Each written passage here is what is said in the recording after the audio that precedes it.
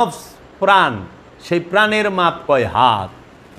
দেহের মাপ তো 3.5 হাত পেলাম, প্রাণের মাপ আজ পর্যন্ত আমরা কেউই পাইলাম না। তাই দেহের আকার আছে প্রাণের, কিন্তু নফসের কিন্তু আকার নাই। দেহের আকার 3.5 হাত, নফসের আকার কয় হাত। নফস মাপা যায় না, নফসের আকার নাই, নফস নিরাকার, নফস ধরা যায় না, ছোঁয়া যায় না।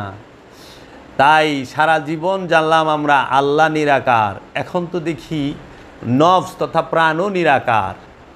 এর জন্য এদের বড়ই রহস্যময় বিষয়। আল্লাহ রব্বুল আলামিন এই দেহের অঙ্গ প্রত্যঙ্গের উপরে নফসকে সেট করে দিয়েছে। তাই বলছে তুমি দেখতে শিখো, কুল হুয়াল্লাহু আহাদ, তুমি দেখতে শিখো সেই অখণ্ড অদ্বিতীয় স্বয়ম্ভূ সত্তাকে, যাহাকে তোমার আষ্টে পৃষ্ঠে গিরায় গিরায় জোড়ায় জোড়ায় বেঁধে দেওয়া হয়েছে। সেই রহস্য আপনি যদি খেয়াল করেন, আপনি পাবেন নফস সে দেহ ছাড়া অদৃশ্য, দেহের বাইরে নফস অদৃশ্য, নফসকে দেখা যায় না, নফসকে ধরা যায় না, ছোঁয়া যায় না, আলাদা হয়ে যায়। তখন আর জাবের বইলা ডাকে না, তখন ডাকে জাবেরের লাশ বলে, যে জাবেরের লাশটা কোথায়, জাবের চলে গেছে। তো এখন সারা জীবন আমরা জানলাম দেহের মাপ 3.5 হাত। মানুষ যখন মারা যায় লাশটাকে সমলি দিয়া সুতা দিয়া মাইপা নিয়া কবর খুঁড়তে যায়, একটা মাটির গর্ত খুঁড়ে যে মাইপা নিয়ে যায়, প্রত্যেকের দেহের মাপ তার হাতের 3.5 হাত। দেহের মাপ তো 3.5 হাত, কিন্তু যে এতকাল এই দেহের মাঝে বৈশা কথা বলল, কথা শুনল, খাইলো, ঘুমাইলো, দিল নিল, যাই করল, সেই নফস প্রাণ, সেই প্রাণের মাপ কয় হাত। দেহের মাপ তো 3.5 হাত পেলাম, প্রাণের মাপ আজ পর্যন্ত আমরা কেউই পাইলাম না। তাই দেহের আকার আছে প্রাণের, কিন্তু নফসের কিন্তু আকার নাই। দেহের আকার 3.5 হাত, নফসের আকার কয় হাত। নফস মাপা যায় না, নফসের আকার নাই, নফস নিরাকার, নফস ধরা যায় না, ছোঁয়া যায় না। তাই সারা জীবন জানলাম আমরা আল্লাহ নিরাকার, এখন তো দেখি নফস তথা প্রাণও নিরাকার। এর জন্য এদের বড়ই রহস্যময় বিষয়। আল্লাহ রব্বুল আলামিন এই দেহের অঙ্গ প্রত্যঙ্গের উপরে নফসকে সেট করে দিয়েছে।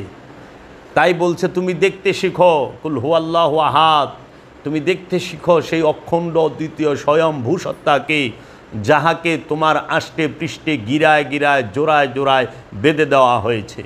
সেই রহস্য আপনি যদি খেয়াল করেন, আপনি পাবেন নফস সে দেহ ছাড়া অদৃশ্য, দেহের বাইরে নফস অদৃশ্য, নফসকে দেখা যায় না, নফসকে ধরা যায় না, ছোঁয়া যায় না। নফসকে ধরতে চান, দেখতে চান, দেহ লাগবে। এর জন্য দেহ ছাড়া প্রাণের থাকার স্থান নাই। প্রাণের এই দেহ ছাড়া অন্য কোনো স্থানে থাকার স্থান নাই। তাই দেহের প্রাণের কবর, নফসের কবর হইল এই মাটি, আগুন পানি মাটি বাতাস দিয়ে তৈরি রক্ত মাংসের দেহ কবর। এই রক্ত মাংসের দেহ কবরের মধ্যে নফস তথা প্রাণ এই জাবের থাকে। যখন এই রক্ত মাংসের দেহটা থেকে জাবের আলাদা হয়ে যায়, প্রাণটা আলাদা হয়ে যায়, তখন এই রক্ত মাংসের জাবেরের দেহটাকে নিয়া মাটির গর্তে, একটা মাটির মধ্যে একটা কবর খুদে, গর্ত খুদে, সেইটায় লাশটা রাখে। তাই দেহে নফসের কবর হইল এই দেহ, মানব দেহ, আর এই মানব দেহ লাশের কবর হইল মাটির গর্ত।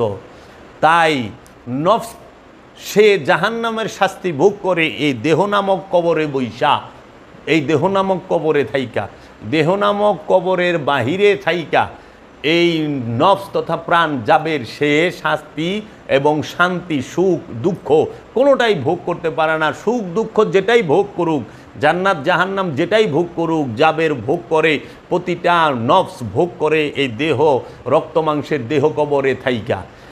আর এই রক্ত মাংসের দেহ কবর যে মাটির গর্ত, মাটির কবরের ভিতরে গেল, সেইখানে এই নফস যায় না, ওইখানে মাটির লাশ, ওইখানে মেজাজি আনুষ্ঠানিক রূপক কথা যে ওই কবরে আজাব হয়, ওই কবরে কোনো আজাব হয় না, কারণ ওই কবরে আমি কখনো, মাটির কবরে আমি যাই নাই, গেছে আমার মরা লাশ। আর দেহ কবরে, জিন্দা কবরে আমি যাবে যতদিন থাকি অতদিন বিভিন্ন রোগ শোক, জরা ব্যাধি এগুলো থাকে, এগুলোই হাকিকি কবরের আযাব। তাই আমরা যদি একটু খেয়াল করি আমরা দেখব নফস সে দেহের মধ্যে ভাসমান, এই দেহের অঙ্গ প্রত্যঙ্গের উপরে নফস ভাসমান, এই ভাসমান। আবার নফস তো নিরাকার, নফসকে কি করা যায়, দেখা যায়, পরিচয় পাওয়া যায়, কিন্তু ধরা যায় না, ছোঁয়া যায় না। এই জন্যই নফস রহস্য, নফসের পরিচয় জানার তাগিদ দেওয়া হয়েছে। আবার দেখেন আপনি শয়তান খান্নাস রূপে যে নফসের মধ্যে অবস্থান করে তারও কোনো আকার আয়তন নাই, সেও তাকে ধরন যায় না। শয়তানের প্রবৃত্তির যে গুণগুলো, শয়তানের যে আচরণ, সেগুলো প্রকাশ পায় এই মানুষ নামক প্রাণীটার মধ্যে, জিনের মধ্যে এবং ইনসানের মধ্যে। তো এই শয়তানকেও আলাদাভাবে আপনি থাপাতা ধরবেন না, এই মানুষ রূপেই ধরতে হবে। তাহলে নফসকেও যদি আপনি ধরতে যান এই দেহই থাপাতা ধরতে হইব, আবার শয়তানকেও যদি ধরতে যান এই দেহই থাপা দিয়া ধরতে হবে। এর জন্য এই মানবরূপী দেহের মাঝে মানুষের নফসের সাথে শয়তান মিলা থাকার কারণে শয়তানের কর্মগুলো মানুষের মধ্যে ফুইটা ওঠে। আবার এই মানুষ, এই নফস সে কী করে, জিহাদ করে। এই নফস যখন জিহাদ করে তখন সেই নফসটাকে বলা হয় নফসে লাওয়ামা। সূরা কিয়ামতের 2 নম্বর আয়াত, লা উকসিমু বিনফসে লাওয়ামা। আল্লাহ রাব্বুল আলামিন নফসে লাওয়ামার কসম খাইছে যে আমি নফসে লাওয়ামার কসম খাচ্ছি। এই বিশ্ব ব্রহ্মাণ্ডের স্রষ্টা, সেই বিশ্ব ব্রহ্মাণ্ডের এত বড় বড় সৃষ্টি, সমগ্র সৃষ্টি বাদে সে আইসা কী করলো, এই 600 কোটি মানুষের নফসের মধ্যে একটা স্তর যেটাকে নফসে লাওয়ামা বলা হয়, সেই নফসে লাওয়ামার কসম খাইল। কেন? সে সংগ্রামরত নফস, জিহাদরত নফস। তাহলে নফস জিহাদ করবে কার বিরুদ্ধে? নফস জিহাদ করবে খান্নাস রূপী শয়তানের বিরুদ্ধে, কামনার বিরুদ্ধে। নফস কি সে শহীদ হবে, না নফস শয়তানকে মুসলমান করবে? নফস কামনাকে মুসলমান করবে, খান্নাসকে মুসলমান করবে। আর নইলে খান্নাস রূপী শয়তানরে নফস জিহাদের মাধ্যমে, গুরুর ধ্যানের মাধ্যমে, আপন মুর্শিদের দায়েমি সলাতের মাধ্যমে, যে কোরআনে বলছে দায়েমি সলাতের কথা, সে দায়েমি সলাত করে, দায়েমি ইবাদত করে সে নফস থেকে খান্নাস রূপী শয়তানকে তাড়িয়ে দেবে। যখনই সে খান্নাস রূপী শয়তানকে দায়েমি সলাতের মাধ্যমে, দায়েমি হজ, কুরবানি, জাকাত, সিয়ামের মাধ্যমে তাড়িয়ে দিতে পারবে, সেই মুহূর্তেই এই পবিত্র নফসটা কি করে, তার নিকটে যে রূহ অপ্রকাশিত ছিল সেই রূপ প্রকাশ ঘটে। সাথে সাথে ওই নফসটি রুহের মধ্যে ঝাঁপ দেয়, রুহের মহা নূরের মাঝে, এই নূরের মহাসাগরের মধ্যে, যদিও বোঝার জন্য বলতাছি, মহানূরের মধ্যে এই ক্ষুদ্র নফস ঝাঁপ দেয়। ঝাঁপ দিয়া যখন দেখে, তাকায়, সে নফস আর নফসকে দেখতে পায় না, তখন সে তাকায় দেখে সর্বদিকেই রব বিদ্যমান এবং রব ভাসমান। তখন সে বইলা ভালায়, আনাল হক, আমি সত্য, লাইসাফি জুব্বাতি সেবা আল্লাহ তালা, এই জুব্বার ভিতরে যা আছে সম্পূর্ণই আল্লাহ রাব্বুল আলামিন। আনা সুবহানি মা আজা মুশানি, আমি সুবহান, সব শান আমার। তখন এই রূহ তার জবান দিয়ে, নফসের জবান দিয়ে রূহ বলে, বশকলে শাইকে দিদাম মুস্তফারা, না দিদাম মুস্তফারা বলকে খোদারা, আমি আমার মুর্শিদের রূপে মুস্তফাকে দেখেছি, আমি মুস্তফাকে দেখি নাই, ওইটাই আল্লাহ ছিল, আমি আল্লাহকেই দেখেছি। তাই তো আল্লাহ বলছে, আইনামা তুয়াল্লু ফাসাম্মা ওয়াজহুল্লাহ, তুমি যেদিকে তাকাইবা আমি আল্লাহ ছাড়া দেখবা না। কখন? নফস যখন, প্রাণ যখন কামনা শূন্য হয়ে যায়, খান্নাস রূপী শয়তান মুক্ত হয়, তখন সে রুহের রবের মহান নূরের মাঝে ফানা এবং বাঁকা হয়ে যায়, তখন সে দেখতে পায়। তাই আমরা দেখতে পাই আল্লাহ নিরাকার, রব সেই আকার। রব তো কখন হয়? যখন রূহ প্রকাশ হয় আর ওই রুহের মাঝে নফস ফানা হয়, ভাসমান হয়ে যায়, তখন যে রূপ ধারণ করে সেই রূপের নাম বলা হয় রব। সেই রবের আকার আছে, সেই রবের হাত আছে, সেই রবের পা আছে, সেই রবের চেহারা আছে। তাই আল্লাহ বলছে ইয়াদুল্লাহ, আল্লাহর হাত। তাই বলছে তোমার রবের ইবাদত করো, তোমার রব আরশে সমাসীন হয়, তোমার রব রু নিক্ষেপ করে, তোমার রব হেদায়েত করে, তোমার রব রিজিক দেয়, তোমার রবের তরফ থেকে কোরআন নাজিল হয়, তোমার রবের তরফ থেকে কিতাব নাজিল হয়, তোমার রবের তরফ থেকে ফুরকান নাজিল হয়, তোমার রবের তরফ থেকে রসুল নাজিল হয়, তোমার রবের তরফ থেকে নবী আগমন করে, তোমার রবের তরফ থেকে রুহুল কুদ্দুস আসে, তোমার রবের তরফ হইতে রুহুল আমিন আসে, তোমার রবের তরফ হইতে জিব্রাইল আমিন আসে, আজরাইল আসে, ইসরাফিল আসে, মিকাইল আসে, ফেরেস্তা মালাইকাতি সবাই আসে। কখন? যেই রব সে যখন ফানা নফস বাঁকা হয়ে যায়। তাই আমার মুর্শেদ বাবা জাহাঙ্গীর বলেছেন, বাবা নফস সে যত উচ্চ স্তরে যাক, যত উঁচু স্তরে যাক, নফস নফসি রুহ রুই, নফস নফস রু রুই। সৃষ্টি কখনো স্রষ্টা হয় না, আর স্রষ্টা কখনো সৃষ্টি হয় না। সৃষ্টি স্রষ্টার সাথে মিলেমিশে একাকার হয়ে যায়। তখন সৃষ্টির সামনে যদি স্রষ্টা কথা বলে, তখন সৃষ্টি মনে করে হায় হায়, এই সৃষ্টি তো শিরক করছে। যেই রকম মনসুর হাল্লাস তিনি আনাল হক বলেছিলেন, কিন্তু মনসুর বলে নাই, মনসুর বলে না, ওইটা আল্লাহ নিজে কইছে, রব নিজে কইছে, মনসুরের মুখ দিয়া কইছে, মনসুরের জবান দিয়া কইছে। তাই সৃষ্টির জবান দিয়া স্রষ্টা কথা বলে। আবার কখন? যখন সৃষ্টি স্রষ্টার হয়ে যায়, নফস যখন স্রষ্টার হয়ে যায়, তখন ওই নফসের জবান দিয়া স্রষ্টা কথা বলে। তাই মুহাম্মদ সাল্লাল্লাহু আলাইহি ওয়াসাল্লাম তিনি এই বিশ্বজাহানের রহমত, এবং তাহার প্রকাশিত রূপের নামই হচ্ছে নূরে মোহাম্মদ। রবের প্রকাশিত বিকশিত নূরের নামই হচ্ছে নূরে মোহাম্মদ। তাই মোহাম্মদ যিনি, তিনি রব। এই মোহাম্মদের জবান দিয়েই, মোহাম্মদ সাল্লাল্লাহু আলাইহি সাল্লামের জবান দিয়েই কোরআন বের হয়, কিতাব বের হয়, ফুরকান বের হয়।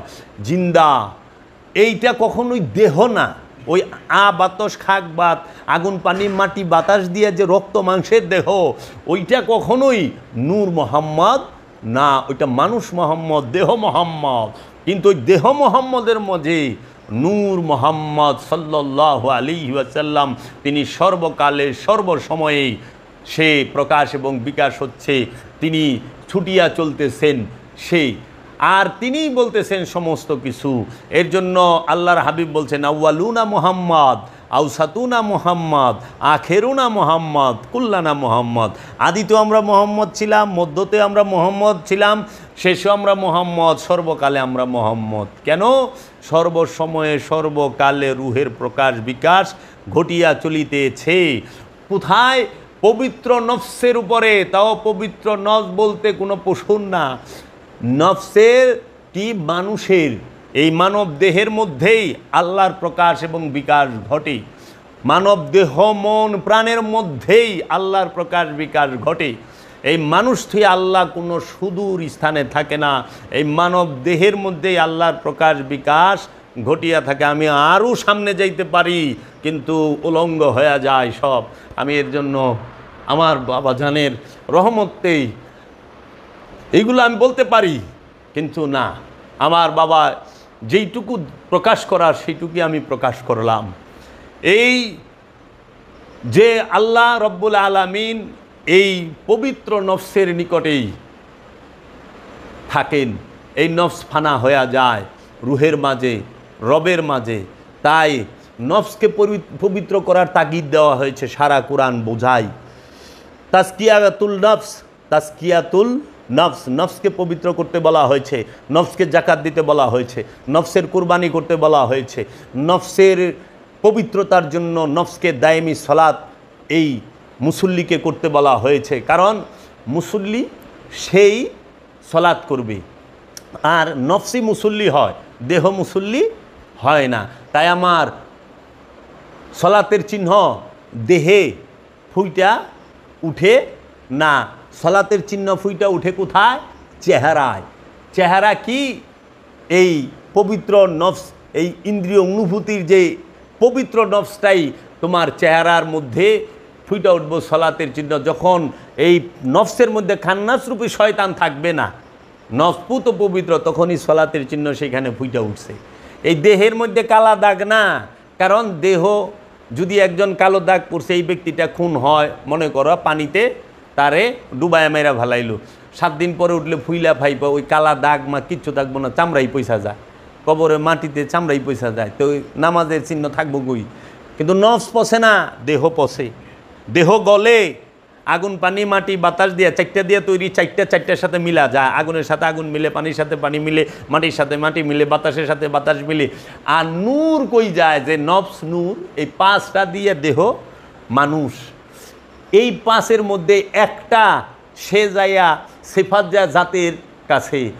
আর সিফাত নূর নূরের মিলতে পারে, সিফাতই নূর গুণা বলি, কিন্তু জাতের লগে ফানা হইতে পারে। কিন্তু এই যে দেহ রক্ত মাংস, এইটা কখনো ফানা হইতে পারে না। এর জন্য এই দেহ কাবার উপরে নফস সেট হইয়া রইছে।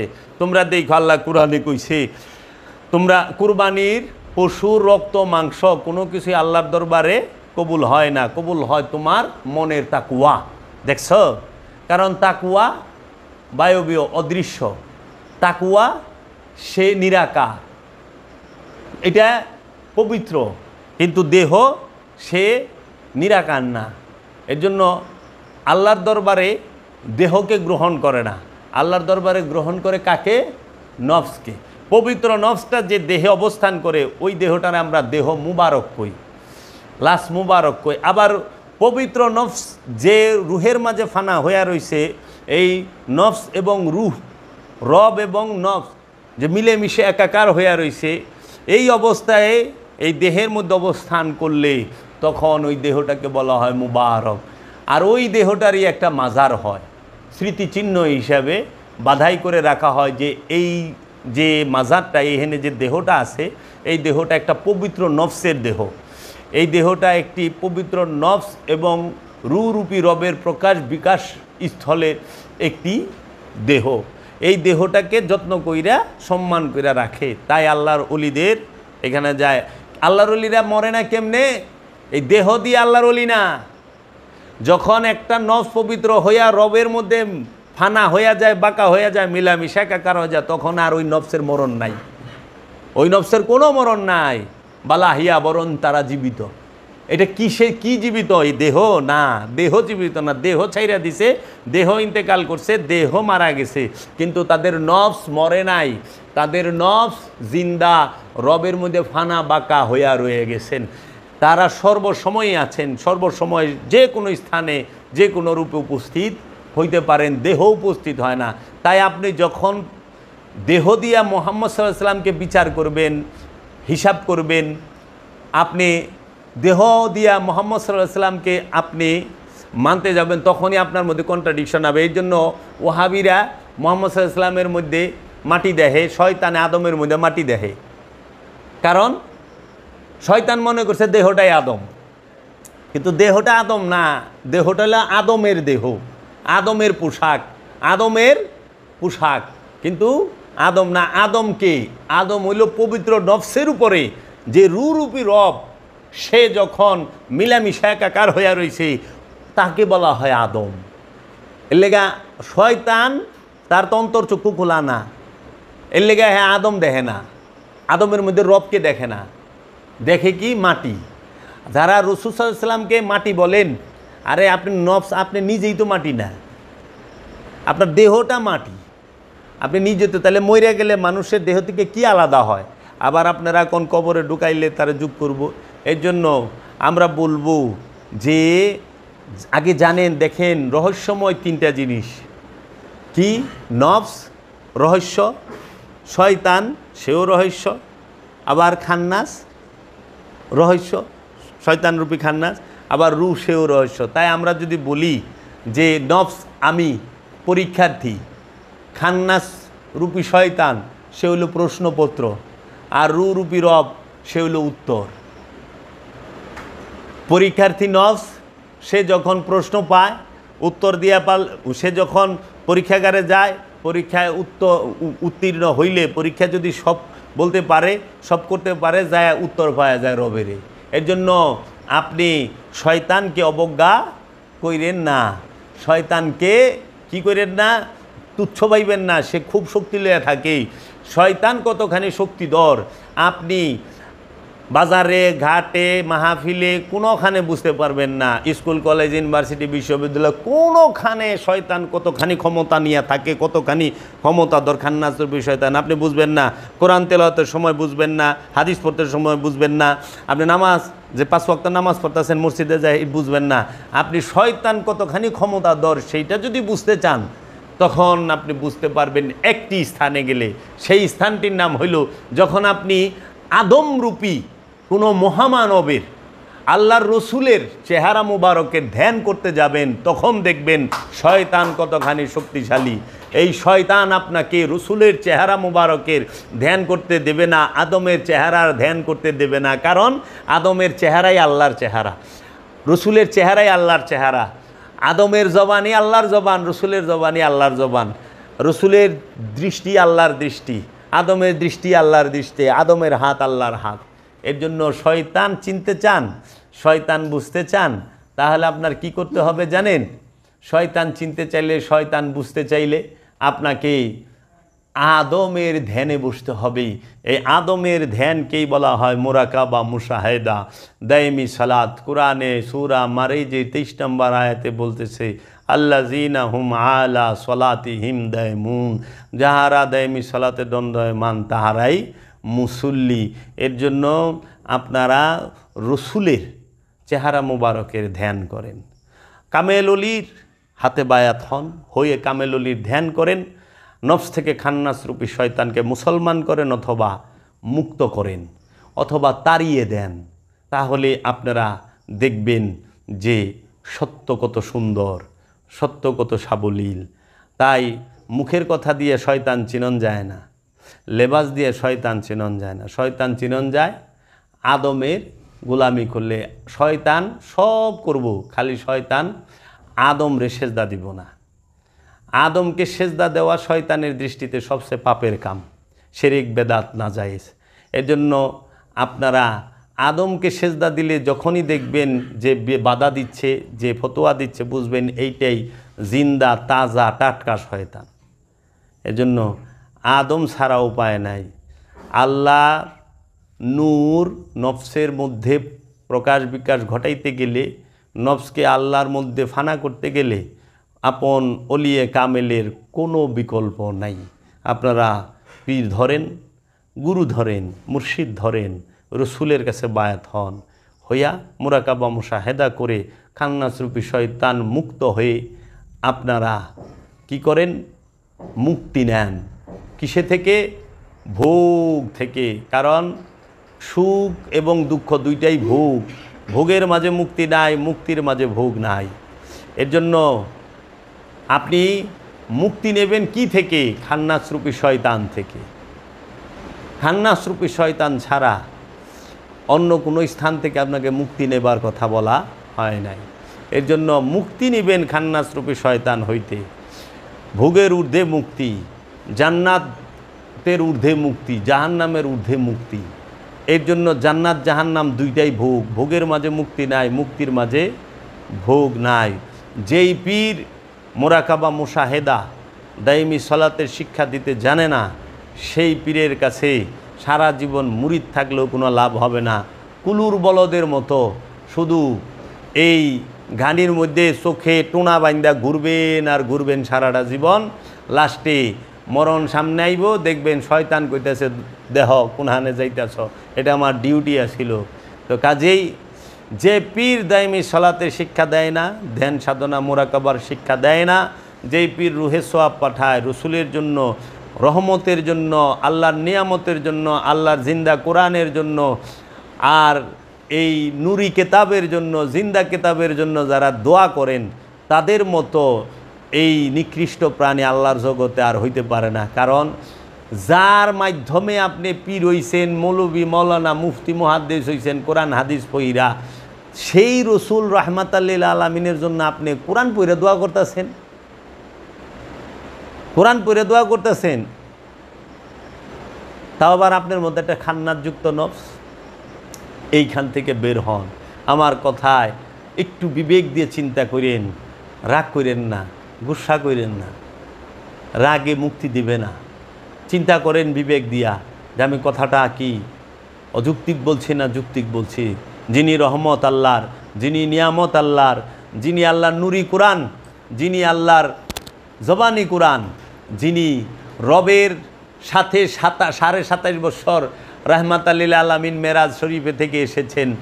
সুম্মা দানা ফাতাদাল্লা ফাকানা কাবা কাউসাইনে আওয়াদানা, একটা বৃত্তের মাঝে আল্লাহ এবং আল্লাহর রসুলের অবস্থান ছিল।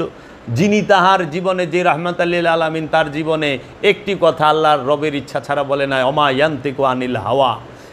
যেই আল্লাহর রসুল তিনি নিজে কাউসার প্রাপ্ত, তিনিকে আল্লাহ রব্বুল আলামিন ইন্না আতাইনা কাল কাউসার, কাউসার দান করেছেন। যাকে আল্লাহ বলছে ইয়াসিন, যাকে আল্লাহ বলছেন ইয়া আইয়ুহাল মুজাম্মিল, যাকে আল্লাহ বলছেন ইয়া আইয়ুহাল মুদাসসির, সেই রাহমাতাল লিল আলামিন যিনি নূরে মুজাসসাম সিরাজাম মুনীরা, সেই নূরে মুজাসসামের জন্য আপনার মতো একজন বেতনভুক্ত মানুষ, আপনার মতন একজন খান্নাতযুক্ত মানুষ, আপনার মতো একজন বেমারি মানুষ, রোগগ্রস্ত তাবান, আপনি সেই তাবান লোক, আরবিতে তাবান কয়, বাংলায় বেমার, এই তাবান আপনাদের ফেসাদের মধ্যে রয়েছেন। আপনারা আল্লাহ রসুলের সওয়াব পাঠান, আল্লাহ রসুলের রুহে সওয়াব পাঠান। রু আল্লাহ, এই রু যে যখন প্রকাশ হয় তখনই রসুল, সেই রসুলের জন্য আপনি কি করতেছেন? সওয়াব নজর কোটি কোটি গুণ বাড়ায় আল্লাহর দা পাঠাইতেছেন। এর থেকে বোকামি আর গাছে ধরতে পারে না। রুহের মাগফিরাত কামনা করেন, সব জায়গায় লেখেন অমুকের মৃত্যুবার্ষিকী, আজকে তার রুহের মাগফিরাত কামনা করি। এটা ভুল, এটা সূক্ষ্ম চক্রান্ত, এটা মিথ্যা বানোয়ার, কোরআন দর্শন বিরোধী কুফুরি আকিদা। আপনার রুহের 5 ভাগ করা এটা কোরআন দর্শন বিরোধী। আপনারা এখান থেকে বিরত হন। বড় বড় পীর হইছেন, এখন পর্যন্ত রুহের সন্ধানই পান নাই। জীবনে কোনো দিন 2, 4, 5 বছরের একটানা মুরাকাবা মুশাহেদা করলেন না, 4 মাসের একটা সাধনা করেন নাই, 1 বছরের একটা মুরাকাবা করেন নাই, কিছু মারফতি কথা মুখস্থ কইরা, কিছু গান বাজনা মুখস্থ কইরা, কিছু কইরা, আপনি বই কিতাব পইরা আপনারা আলেম হয়ে গেলেন, আপনারা পীর হয়ে গেলেন। আর এই দেহ কাবার মধ্যে বিচরণ করবেন না, ইন্দ্রিয় অনুভূতির ভিতরে খুঁটিয়া খুঁটিয়া দেখবেন না কি কি আসে। সলাৎ করবেন না আপন মুর্শিদকে সাথে নিয়া, ওলিয়ে কামেলকে সাথে নিয়া। দেখেন তো আগের দিনে যারা মোজেজা কারামত ওলি আল্লাহরা দেখাইছে, সবাই গুরুর ধ্যান করছে, পীরের ধ্যান করছে। আর আমরা কি এমন হইলাম যে আমরা কিছু কথা শিখলে আর কটা পুস্তক পড়লে আমরা পিসাব হয়ে যাই। পিসাবে সে আবার আনুষ্ঠানিকতার ভিতরে বন্দী। যিনি ওলিয়ে কামেল তিনি সার্বজনীন, যিনি সার্বজনীন নয় তিনি ওলিয়ে কামেল নয়। ওলিয়ে কামেল জগতের জন্য, জাতির জন্য আসে। আল্লাহ কোরআনে বলতেছে, আমা আরসালনা ইল্লা বিলিসানি কওমিহি লিবাইয়ানা লাহুম, প্রত্যেক জাতিতে প্রত্যেক সম্প্রদায় আমার রসুল প্রেরণ করেছি আমার নিদর্শন বর্ণনা করার জন্য জাতিতে। তাহলে আমরা বাঙালি, বাংলা একটা ভাষা, বাঙালি একটা জাতি। মিনিমাম বাঙালি জাতির মধ্যে 30 কোটি মানুষ আছে। ভারত, বাংলাদেশ, আসাম, ত্রিপুরা এগুলো সব মিলাইয়া মিনিমাম 30 কোটি মানুষ। 30 কোটি মানুষকে বোঝাবার জন্য বাংলা ভাষায় কি আল্লাহ রসুল পাঠায় নাই? আল্লাহ রসুল কি নিদর্শন বর্ণনা করার জন্য এই 30 কোটি বাংলা ভাষার মানুষের মধ্যে আসে নাই? তাহলে সেই রসুলকে, সেই রসুল কৌ, সেই রসুলের ভাষা কি? কারণ প্রত্যেক জাতিতে প্রত্যেক ভাষায় আল্লাহ রসুল পাঠাইছে। তখণ্ড ভারতে হেদিনকে থেকে বাঙালি আইছে নাকি? হাজার হাজার কোটি বছর আগে থেকেই তো এই অখণ্ড ভারতে মানুষের বিচরণ। তাহলে এই অখণ্ড ভারতের মধ্যে কি কোনো রসুল আসে নাই? আসছে তো। তাহলে আল্লাহর কোরআনের এই এতটি আয়াত, প্রায় 25-এর উপরে আয়াত আছে যে প্রত্যেক জাতিতে প্রত্যেক ভাষায় আমি রসুল পাঠাইছি, যেই পর্যন্ত আমি রসুল না পাঠাই ওই পর্যন্ত আমি শাস্তি দেব না। আবার আল্লাহ সূরা বনী ইসরাইলের 71 নম্বর আয়াতে কইছে, আমি কিয়ামত দিবসে প্রত্যেক নফসকে তার ইমাম সহ ডাকবো। তা আমার ইমাম কে? সেই ইমাম কি রসুল নামক ইমাম নাকি মসজিদের ইমাম? মসজিদের ইমাম সে তো কতটি হয়, কোন জায়গার ইমাম ঠাই ঠিকানাই জানি না। আবার ইমাম সাহেব আমার আগে মরে গেছে, তো এই ইমাম সাহেব আমি কি করছি হ্যাঁ কেমনে কইব? এই রসুল নামক ইমাম, রসুলকে ইমাম বলা হয়। এই রসুল সহ প্রতিটা ব্যক্তিকে কিয়ামতের দিন ডাকা হবে। তো সেই রসুল চিনবেন না? আর এখন এই পীর সাহেবেরা রসুলের লেগে দোয়া করে, কোন নিজেই বুঝতে পারে না এই দর্শন কি কইবেন। এর জন্য আসলেরই নকল হয়, নকলের কোনো দিন নকল হয় না। তাই ওলিয়ে কামেল আছে বিদায় ভণ্ড পীরও আছে, ওলিয়ে কামেল অবশ্যই আছে, তাই ভণ্ডরা অলি সাজে, পীর সাজে, সব খাইবার চায়। হ্যাঁ, তো কাজেই আমরা যেন এই খপ্পরে না পড়ি। তাই আমার বাবা জাহাঙ্গীর বলছেন, পাগলা কুত্তা আর ভণ্ড পীর এই দুইটার পাল্লায় যে পড়ছে হ্যার জীবন শেষ। পাগলা কুত্তায় কামড় দিলেও বাসন মুশকিল, 14টা ইঞ্জেকশন করেও বাসন যায় না। আর ভণ্ড পীর যদি লাগুর পায় তে তো হ্যাঁ সারা জীবনের লেগে পায়ে বইছে। আর আমরাও ঠেটার ঠেটা গৌরের গৌরে আমরা মনে করি এই পীরই সব। কিন্তু আমার দয়াল বাবা জাহাঙ্গীর বলছেন, পীর বড় নয়, সত্য পাওয়া বড়। হে সাধক মুরিদ, আমি সত্য চাই, সাইনবোর্ড চাই না। পীর বড় নয়, সত্য পাওয়া বড়। হে সাধক মুরিদ, তুমি আমার কাছে আসো, মুরিদ হও। তুমি কি করো? আমার দেওয়া ওজিফাগুলো আয়ত্ত করো। আমি যেভাবে বলি ঠিক সেইভাবে 120টা দিন মুরাকাবা মুশাহেদার দাইমি সালাতে রত থাকো। একটা বৎসরের একটা মুরাকাবা মুশাহেদার দাইমি সালাতে রত থাকো। এই 1 বছরের মধ্যে যদি সচক্ষে তুমি কিছু দেখতে না পাও, আমাকে ফেলে চলে যাও। ওই দরজার সামনে দাঁড়ায় বলবা, বাবা আমি আপনাকে ছাইরা চলে গেলাম, নিচা কইরা থাকুম। কারণ পীর বড় নয়, সত্য পাওয়া বড়। আর এখনকার মুরিদেরাও পীর ছাড়বার চায় না, আর পীরে তো মুরিদ ছাড়বারই চায় না। আবার অনেকে ডায়লগ মানে পীর পাল্টান সহজ, খাচ্ছত পাল্টান কঠিন। হ্যাঁ, পীরের কাছে গেলে খাসিলত অবশ্যই পাল্টাইব, গুরুর কাছে গেলে খাসিলত পাল্টাবেই। মানে গুরুর নামে গরুর কাছে গেলে তো খাসিলত পাল্টাইব না, কারণ গরু গোলাপ ফুলের গ্রান নিতে জানে না।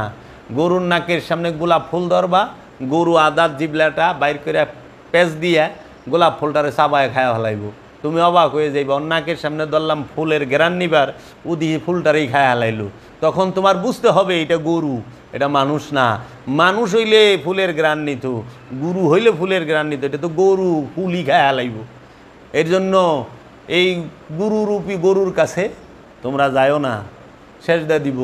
আমার কথায় আগে নিজে শুদ্ধ হন, পরে সুফিবাদ, এলমে তাসাউফ, এলমে মারিফত কি করে এই দেহ মন প্রাণ এই তিনটার যে রহস্যময় জ্ঞান, সেই জ্ঞানে জ্ঞানী করে দেয়।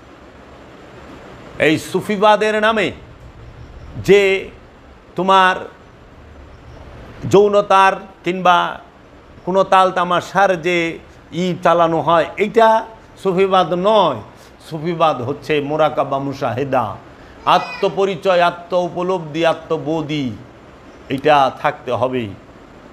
সুফিবাদ মানেই হচ্ছে বিনয়, নম্রতা, ভদ্রতা এবং সভ্যতার মধ্যে পরিপূর্ণতা অর্জন করা এবং মুসলমান হওয়া, পরিপূর্ণ মুসলমান। উদখুলু ফিস সিলমি কাফাতান।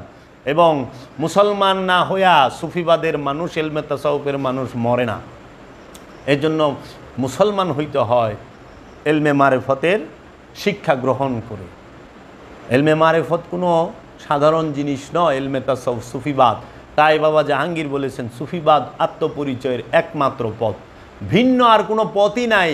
আত্মপরিচয়, নিজেকে জানার, নিজেকে চেনার, রবকে জানার, রবকে চেনার। রবকে জানতে হইলে আর নিজেকে জানতে হইলে সুফিবাদে তোমাকে আসতেই হবে। কামেল অলির গোলামি এবং মুরাকাবা মুশাহেদা করতে হবে। এই পীর নামের ক্ষীরে গো কাছে গেলে কাম হইব না, বোঝা নাই? তাই বাবা জাহাঙ্গীর বলেছেন, শতকরা 99টা পীরই থাকে ভণ্ড, একটা থাকে কামেল। ওই এক কামেল পীরে রে নকল করে 99 ভণ্ড বয়ে থাকে। গলিতে গলিতে পিসা বয়ে বয়ে রয়েছে, কিন্তু মুরিদ রে মুরাকাবা মুশাহেদার শিক্ষা দেয় নাই। নিজেও দোয়া করে, আল্লাহ আমার মুরিদ মইরা গেছে, কবরটারে জান্নাতের বাগান বানাই দিও। আচ্ছা, মরা মানুষের কবর জান্নাতের বাগান হইলেই কি আর না হইলেই কি? কবরে তো থাকলেও জিন্দায়, নফস সবসময় জিন্দা, নফস মরে না, নফস মৃত্যু স্বাদ নেয়। এর লেগে নফস জিন্দা দেখা সবসময় এই দেহ কবরের মধ্যে থাকে। আর এই দেহ কবরে তখন জিন্দা নফস থাকে, তখন এই দেহ কবরও জিন্দা থাকে। আর এই দেহ কবর থেকে জিন্দা নফস যখন আলাদা হয়ে যায়, তখন এই দেহ কবর লাশ হয়ে যায়। আর এই মরা লাশ যায় ওই মরা মাটির কবরের মধ্যে, বুঝছ? এর লেগা শাস্তি, সুখ, শান্তি যাহা কিছু সব জিন্দার জন্য, রেজেক জিন্দার জন্য, হুরের আপ্যায়ন জিন্দার জন্য, বেহেশতি খাওয়ন জিন্দার জন্য। এর জন্য নফস চিরকাল জিন্দা, নফসে বেহেশতের আরাম ভোগ করবে, নফস চিরকাল জিন্দা, সে জাহান্নামের শাস্তি ভোগ করবে। যদি নফস খান্নাস যুক্ত হয় তাহলে জাহান্নামের শাস্তি ভোগ করে, আর যদি নফস খান্নাস মুক্ত হয় তখন সে কি করে? জান্নাতের সুখ ভোগ করে। এর জন্য নফসের তৃপ্ত হইতে হবে। আম্মারা নফস জাহান্নামী, মুতমাইন্না নফস জান্নাতি। আর নফসে লাওয়ামা সে সংগ্রামী। আম্মারা নফস জাহান্নামের অধিবাসী, লাওয়ামা নফস জেহাদি, আর মুতমাইন্না নফস জান্নাতি এবং আল্লাহর বান্দা। এর জন্য এই পরিতৃপ্ত শান্ত নফস সে সবসময়ই জিন্দা, আম্মারা নফসও জিন্দা। এর জন্য জিন্দা নফস এই মরা দেহের মধ্যে থাকলেই এই দেহ জিন্দা থাকে, বুঝছ? আর জিন্দা নফস যখন এই মরা দেহের থেকে বাইরে যায় তখন দেহের রূপটা দেখা যায়, টাস করে হইয়া পড়ে, আর চোখ খুলে না। খোলো আখি, খোলো আখি, আখি খুলে না। শোনো ময়না, ময়নায় শুনে না। আব্বা উঠো, আব্বায় উঠে না। কারণ এইটা তোমার আব্বা না, এটা আব্বার দেহ, আব্বা চলে গেছে, বুঝছ? এইভাবেই বাংলার জমিনে, বাংলা ভাষায় কেউই কয় নাই। একটু হিসাব করে দেখো, একদিন মরিয়া গেলে কানবা, জাহাঙ্গীর বাবায় তৈরি করে দিছিল। আমি বলি নাই, কখনো আমি বলি নাই আমার বাবা জাহাঙ্গীর কইছে। আমি যদি বাবা জাহাঙ্গীরের মধ্যে ফানা হইয়া থাকি, বাঁকা হইয়া থাকি, আমার বাবা জাহাঙ্গীর আমার জবান দিয়া কথা কইব, আমার নজর দিয়া দেখব, আমার দিয়া সব করব, হেদায়েত করবে বাবা জাহাঙ্গীর, কিন্তু উসিলা আমি, বুঝছ? কোনো দিন পাইবা না। আমারে যা খুশি কইতে পারো, কোনো দিন কিছু বলবো না। শুধু একটা কথা, বিবেককে একবার জিজ্ঞেস করো, তুমি যা করতেছ তাহা সঠিক না আমি যাহা বলতেছি তাহা সঠিক? আমি কি এতগুলো কথা, এতগুলো আলোচনার মধ্যে আমার স্বার্থের কোনো কথা কইছি? আমি কি কোনো ব্যক্তির বিরুদ্ধে কথা বলেছি? আমি কি কোনো ব্যক্তিকে আক্রমণ করেছি? না, আমি সত্য বলেছি। আমি বলেছি যাহারা ভুল করে, যাহারা না জানিয়া জানার ভান করে তাহারা ভণ্ড, আর যে জানিয়া বলে সে তো সত্য। তাই আমি যেটা জানি না বইলা দেই আমি জানি না, আমি উপলব্ধি করে বলি, আমি মুখস্থ করে বলি না, মুখস্থ করে বলি না। আমার বাবার অনেককে আওলাদ আছেন, অনেক মুরিদ আছেন, বলে উনি জাহাঙ্গীর বাবা, বেদম বাবার থেকে বিতাড়িত জাহাঙ্গীর বাবার দরবার থেকে। আরে আমি জাহাঙ্গীর বাবারে হৃদয়ে লইয়া বইয়া রইছি। যদি কেউ জিন্দা জাহাঙ্গীর বাবারে দেখতে চায় সে যেন আমার চেহারার দিকে চায়া দেয়। আমার মধ্যে বাবা জাহাঙ্গীরকে দেখবে সে। আমি জাহাঙ্গীর বাবার মধ্যে আমি মইরা গেছি, আমার মধ্যে জাহাঙ্গীর বাবাই বাইচা রয়েছে, জিন্দা হইয়া রয়েছে, বাঁকা হইয়া রয়েছে। আমি যাবের মইরা গেছি জাহাঙ্গীর বাবার মধ্যে, মনে রাখবা। কথায় বুঝো না? বুঝো না? যারা নিজেকে দাবি করে আমি হিয়া হুয়া, মিজাইল মারো পুটকির মধ্যে থাকো, মুখ দা দুইটা কথা বাইরেইব না। বৃক্ষ তোমার নাম কি, ফলে পরিচয়। বাবা জাহাঙ্গীরের নূরের সন্তান আমি যাবে, আমার পিতার নাম বাবা জাহাঙ্গীর, আমি জাহাঙ্গীর বাবার সন্তান। জাহাঙ্গীর বাবার দরবার থেকে তুমি খেদাইবা, মাইনা লইলাম, কিন্তু জাহাঙ্গীর বাবা যে আমার হৃদয়ে, আমি যে জাহাঙ্গীর বাবার হৃদয়ের মধ্যে, ওন থেকে কি করবা? হৃদয়ে মাস্তানি চলে, বাড়ির সীমানায় মস্তানি চলে, হৃদয়ের মধ্যে মাস্তানি চলে না। আমারে দিয়া বাবা জাহাঙ্গীর সারা জাহানে তার চেহারা, তার রূপ, তার দর্শন তুইলা ধরবো। দেখো দেখো বাবা জাহাঙ্গীরের বাণী জীবন দিয়ে আমি প্রচার করুম, প্রসার করুম। দয়াল বাবা জাহাঙ্গীর যা চায় মর্জি তার, সে যেন আমার জন্য তাই করে।